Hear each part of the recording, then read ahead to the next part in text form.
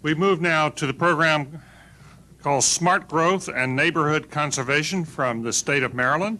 And our representatives here are Kathleen Kennedy Townsend, the Lieutenant Governor of that fair state, and Harriet Tregoning, Secretary of Planning for the Department of Planning. Good morning. Members of the National Selection Panel, it's good to be here with you today. Governor Glendening would have liked to be here, but he is on a long-planned trade mission and he's out of the country. So I get to stand in his place. In 1996, the governor took a hard look at how Maryland was growing and decided we needed a change. If we had continued current growth patterns, we would lose more land to development in the next 25 years than we had in the previous 366 years. Sprawl was emptying out our cities and paving over our farmlands and forests. It was threatening the health of our environment, especially our beloved Chesapeake Bay. It was weakening community cohesion, undermining those efforts that depend upon citizen involvement, such as public safety and public schools. And it was also increasing our reliance on automobiles, leading to more congestion and longer commutes that increased demand for expensive new roads. State government was very frankly part of the problem. We were accelerating the damage. We were paying communities to build new roads, sewage and water lines, and new schools to attract residents out of our cities, leaving the existing infrastructure to rot. We knew that we needed to change how we did business. We wanted to make our older communities more vibrant places to live, to work, to play, and at the same time to protect our open spaces. Let's be clear. We didn't want to stop growth or even slow it down. We just wanted to make it smart. As a former county executive, Governor Glendening grasped the importance of respecting local government's right to plan for themselves. The old generation of growth management, a top-down, centralized bureaucracy to regulate local decision-making, was not going to get anywhere in Maryland. But we had no models for a new kind of statewide incentive-based program. Looking for new ideas, we turned to the people who understood growth in Maryland best, the citizens. Maryland's Smart Growth and Neighborhood Conservation Program proposes a novel solution for an increasingly prominent challenge: how to accommodate growth while supporting older communities and protecting open space. Now, states as diverse as Mississippi, Maine, Colorado, Montana, Georgia, and Wisconsin have looked to Maryland for guidance on how to write and run their own smart growth programs. The tools the governor selected employed both an inside strategy to direct growth into existing communities and an outside strategy designed to protect farmland and open space at risk from development. The inside strategy has local governments defining growth areas according to state criteria. Then we direct our state investments to those areas to encourage growth there. Counties may still approve and support growth outside of growth areas, but our innovation is that the state will not pay for it. As of 1998, no state funds have been used to pay for infrastructure outside of these designated growth areas. That means that virtually 100% of the state's annual $2 billion capital budget goes exclusively to growth areas. In addition, state agencies direct more and more of their discretionary resources into these designated growth areas. What has that meant? State money now works to help older neighborhoods attract new growth. Since 1997, we've canceled 5 highway bypass projects that would have supported development outside of these growth areas. That saved Maryland taxpayers $360 million. But it also made it possible to increase the amount of money we spend on projects like the Townsend roundabout. That's an example of a simple investment in traffic calming and sidewalks that's made an inner ring suburban downtown safer and more convenient a place to shop and walk. So much so that businesses have begun relocating from outlying areas into the downtown around the roundabout because foot traffic is so much better. Not paying for these new bypasses enabled the state to triple its budget for streetscape improvements like this one to more than $150 million over 6 years.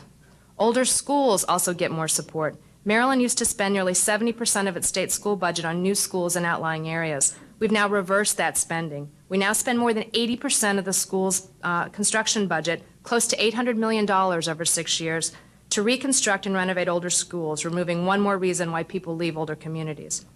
The outside strategy preserves open space and farmland outside of designated growth areas. What has that meant? In the first 3 years, Maryland spent $108 million to allow local governments and land trusts to permanently designate more than 47,000 acres of the state's most valuable, most threatened open space. Our ultimate goal is truly ambitious: to reverse current growth patterns by increasing the relative convenience and livability of older communities. The state of Maryland's innovation is to use its most powerful tool, the state budget, to align state priorities with priorities established by all of its citizens who want to continue to enjoy beautiful open spaces, more vibrant neighborhoods, and the quality of life that will be the bedrock foundation for the future prosperity and well-being of our state. Thank you. We'd be delighted to take your questions. Carl. I understand the rational basis for the program, which is that state funding will, in fact, change growth patterns. And I'm wondering, now that the program is about 2+ years old, whether you have seen, in fact, a change in overall growth and development patterns, and how you're measuring that. Well, we do see changes. For instance, one of our great innovations is now what we call the Digital Harbor in Baltimore City, where we're bringing people into the city. We've redeveloped the Can Company, which under the old economy had 500 employees. We expect 2,500 employees in the next year, so that we are renovating our urban areas, bringing people in there, bringing jobs in there, and hoping that that will make an impact. Very frankly, obviously, this is a long process. It's not going to happen in the next everything's not going to happen in the next 2 years. It's going to take a long period of time. But we're seeing changes already. Do you want to add anything, Harriet? I would just say that, that some of the things that we will be measuring to look at our progress are things like a growth in vehicle miles traveled in the state of Maryland, average lot size, the amount of growth that occurs outside our priority funding areas versus inside our priority funding areas, and we'll be benchmarking our program not just to how Maryland has done historically, but how the nation is doing as a whole, because these are very intractable problems, and we think while we'll be able to make progress, we're not going to be able to turn it around overnight. Have you already seen those changes? We've begun to see some changes in terms of the VMT is still growing in the state of Maryland, but not as fast as it's growing nationwide. Lot size is still increasing in the state of Maryland, but not as fast as it's increasing nationwide, and we hope to actually be able to reverse those trends over time. Susan and David Dosmer. Do you have any examples of cities or counties pursuing development outside of the growth areas? Absolutely. And just saying to the state? Oh, absolutely. I mean, the good news about this program is it allows local control. The bad news is it allows local control. So, we are trying to balance the need for local communities to feel empowered by their own decisions, but on the other hand, they're going to do things that we would believe that we wish they didn't. We hope that part of our changes is really how we spend the budget. That's what we can do. Part of the change will come from how we change the culture, that we're going to teach kids, we're going to teach ourselves, we're going to say, we do not want this sprawl to expand, and that's going to be a question that's going to be asked more frequently with more vehemence over the next few years. It's happening already, but it's going to take time. Could I just do a very quick follow-up? We all know that traffic is not just a local problem. I mean, it's really a regional problem.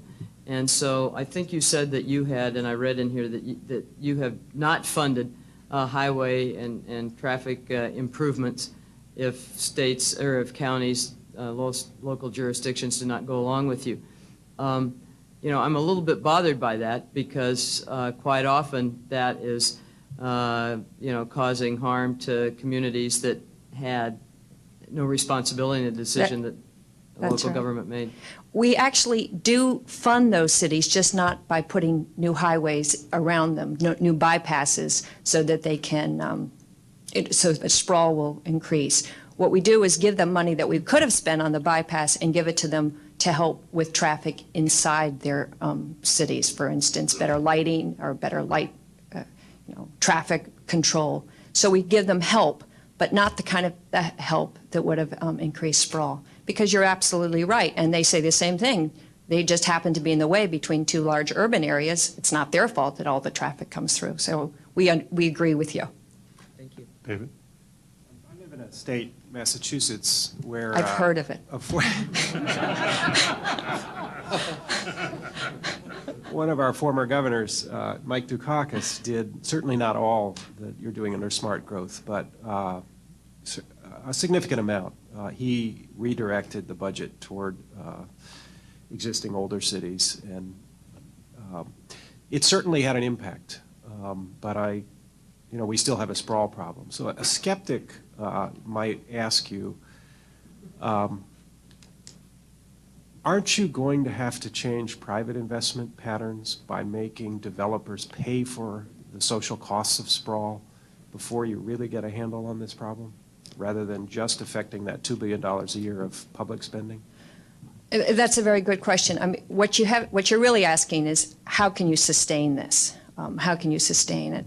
And what new instruments can we take? My sense is that as we build public support for this effort for smart growth, as I talked about earlier, we will look at the new instruments. It may include asking developers to, help to pay for some of the infrastructure that they're building, even if when the state doesn't.